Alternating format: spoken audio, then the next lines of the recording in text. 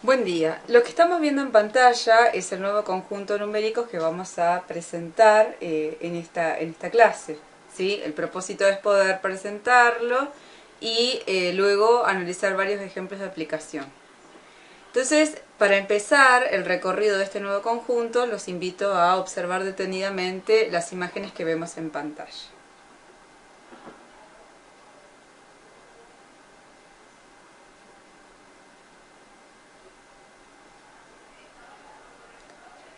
Bueno, si hacemos un recorrido de izquierda a derecha, ¿sí? En la primera imagen vemos que aparece el número E. Ese número E tiene asociado un número decimal que tiene una parte entera que es el 2 y luego, después de la coma, aparecen infinitos dígitos que empiezan en el 7, ¿sí? Y que no terminan en el 1331, sino que si nosotros pudiéramos extender los dígitos y que lo pudiéramos visualizar en la pantalla, ni siquiera la pantalla nos mostraría cuántos dígitos después de la coma vamos a poder encontrar, porque ahora este número E tiene asociado un número decimal con infinitos dígitos después de la coma distintos entre sí. Ahora, si hacemos un recorrido hacia la derecha, vemos que en el pajarito aparece... el pajarito menciona otro número especial que vamos a presentar, que es el número pi. El número pi también tiene asociado un número decimal con infinitos dígitos después de la coma, ¿sí? Luego, debajo del número pi, ¿sí? Debajo de este pajarito que está mencionando el número pi, vemos que aparece esta fiesta de los números irracionales. Dentro de esta fiesta de los números irracionales, fíjense que aparece otro tipo de número, que son los números que se escriben o se expresan a través de raíces que tienen índices como por ejemplo el 4, la raíz cuarta de 5, ¿sí? Esos números que antes, por ejemplo, no tenían solución entera, ahora van a pertenecer a este nuevo conjunto porque si yo quiero calcular la raíz cuarta de 5 o la raíz de 2, cuando lo hago en la calculadora, asociado a ese número aparece un número decimal con infinitos dígitos después de la coma, ¿sí? Entonces, en este chiste, digamos, ellos están preguntando quiénes son estos números que aparecen y que están ingresando a este salón VIP, que es el número E, pi, y el otro se lee el número phi. Entonces, el otro le explica que en realidad estos números tienen nombre propio, o sea, se distinguen del formato numérico que nosotros veníamos utilizando y por eso van a ser números especiales. A continuación, dentro de la fiesta de los números irracionales, fíjense que aparece un diálogo entre la raíz séptima de 8 y la raíz cúbica de 9, y uno le cuenta al otro que en definitiva ese número que nosotros estamos viendo, que es el phi, que tiene como una coronita, ¿sí? En definitiva lo que está haciendo es contarle que este número es el número phi y que está relacionado con lo que se va a llamar el número de oro, que es un número especial que también tiene la particularidad de ser un número decimal con infinitos dígitos después de la coma, ¿sí? Y digamos que tiene mucha relevancia dentro de este conjunto que vamos a presentar. Y luego aparece un diálogo entre la raíz cuarta de 6 y la raíz cúbica de 7, en donde uno le está contando al otro que dentro de esta presentación de este conjunto numérico que vamos a ver ahora, no tiene cabida los números periódicos, porque si bien son números decimales con infinitos dígitos después de la coma, en el caso de los periódicos esos números son iguales, o la repetición del número es siempre el mismo.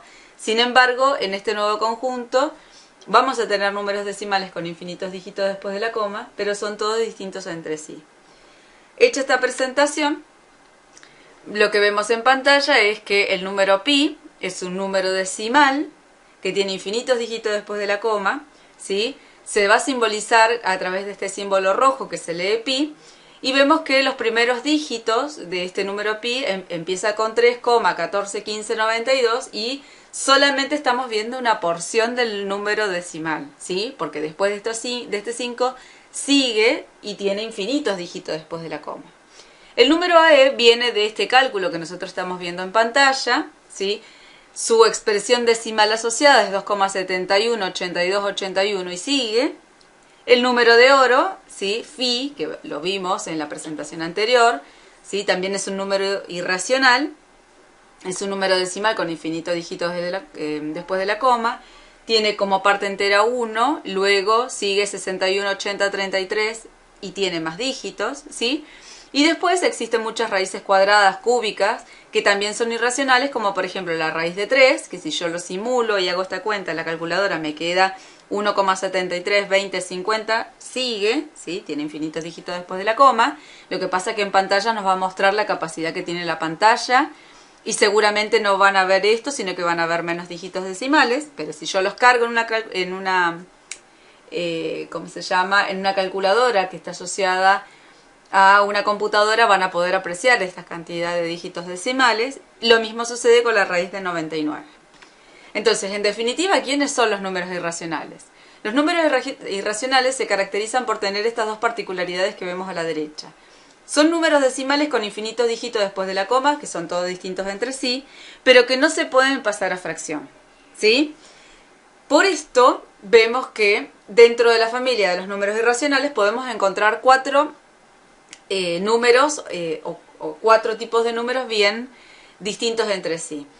Tenemos recién presentado a los números especiales pi, e y phi. Si bien se simbolizan a través de estas nuevas escrituras, cada uno de ellos tiene asociado un número decimal con infinitos dígitos después de la coma y ninguno se puede pasar a fracción. Luego vemos los números decimales con infinitos dígitos después de la coma, como por ejemplo 2,125369, esto sigue, ¿sí? Aparecen números con un patrón de comportamiento, como por ejemplo menos 5,246810, ¿sí? ¿Cómo se generarían el resto de los dígitos que faltan? Fíjense que los números decimales 2, 4, 6, 8, 10 en definitiva son múltiplos de 2.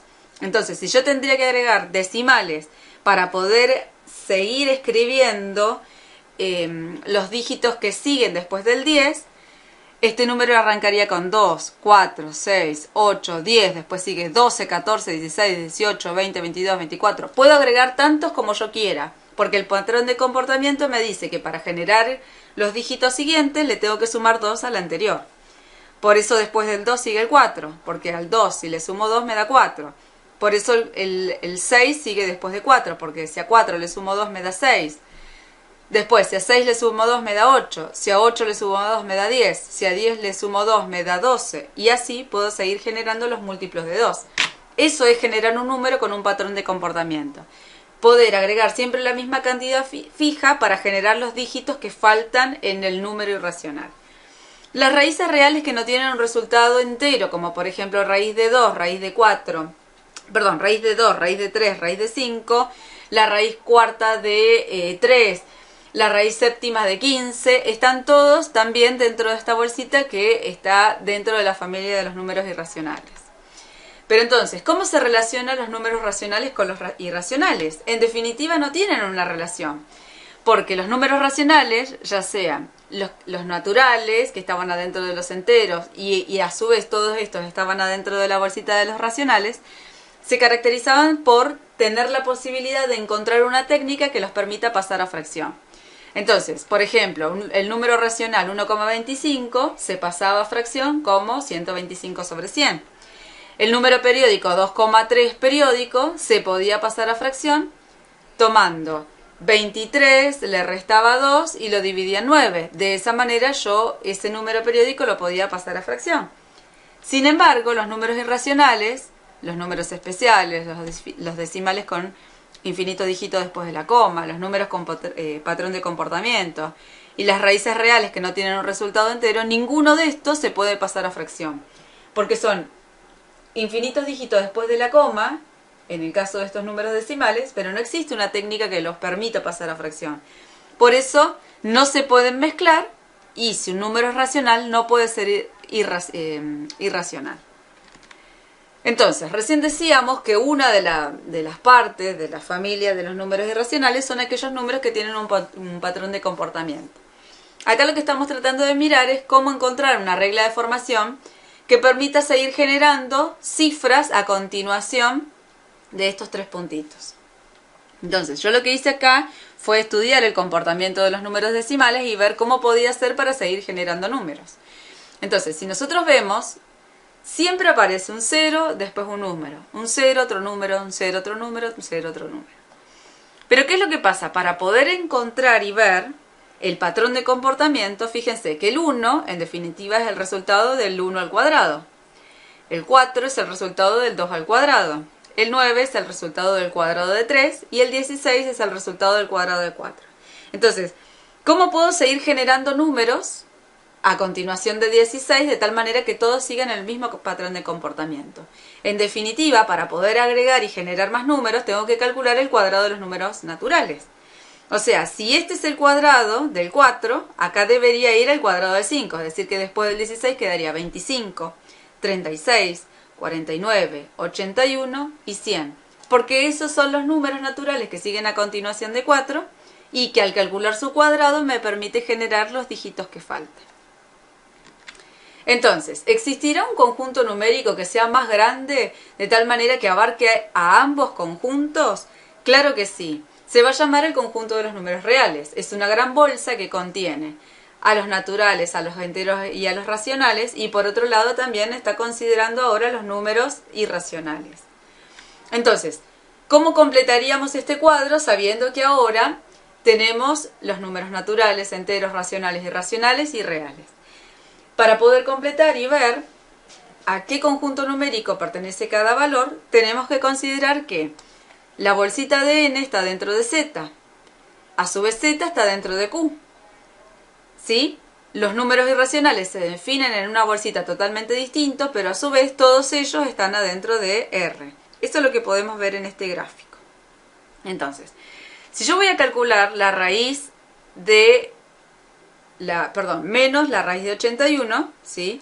Vamos a escribir con un color el resultado.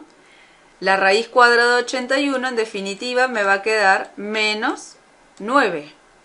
Si ustedes se fijan, menos 9 es un número negativo. Y los números negativos están asociados al conjunto de los números enteros. Entonces, menos 9 es entero. Si es entero es racional, no puede ser irracional, ¿sí? Y si es racional, es real. O sea que este número, que yo estoy viendo en pantalla, ¿sí?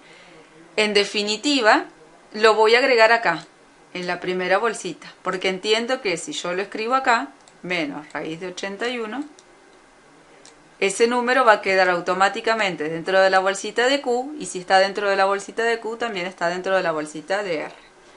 Ahora, 4,8 periódicos, si lo paso a fracción, esto me quedaría 48 menos 4 sobre 9. ¿Sí? Entonces, 48 menos 4 sobre 9 me quedaría el racional 44 novenos. ¿Sí? En definitiva, esto es un número racional, y si es racional, es real. O sea que yo lo puedo ubicar en la primera bolsita. O sea que acá voy a poner 4,8. No lo tengo que repetir dos veces, sino que si se entiende que si yo lo pongo en la primera bolsita, automáticamente queda ubicada en la segunda. Ahora, este número que yo estoy viendo acá es un número decimal con infinitos dígitos después de la coma, todos distintos entre sí. Entonces, está dentro o está enmarcado dentro de los números irracionales. Entonces, es un número irracional, y si es un número irracional, es un número real. En definitiva, todos los números que nosotros estamos estudiando son números reales.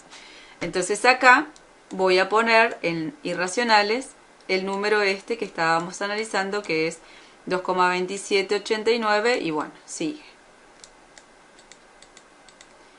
Bueno, espero haber sido clara con esta presentación de los conjuntos numéricos que presentamos en relación a la presentación de n, z, q, y r. ¿Sí? Los invito a mirar este video tantas veces como sea necesario, y luego en base a este video ustedes van a desarrollar la guía de actividades que queda de tarea en el aula virtual. Un saludo para todos ustedes y nos estaremos encontrando en la próxima clase.